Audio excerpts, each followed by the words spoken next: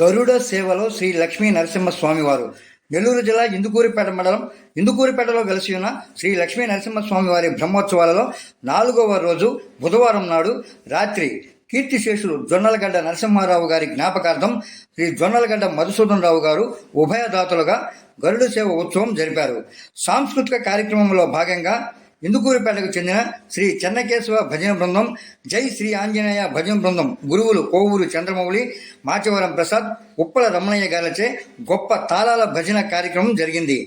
గరుడ వాహన ఉత్సవం ఇందుకూరిపేట, కొత్తూరు గ్రామాల్లోని ప్రధాన వీధుల గుండా సాగుతూ భక్తులచే టెంకాయలు కొట్టి నైవేద్యాలు స్వీకరిస్తూ తీర్థప్రసాదములు వితరణ చేశారు.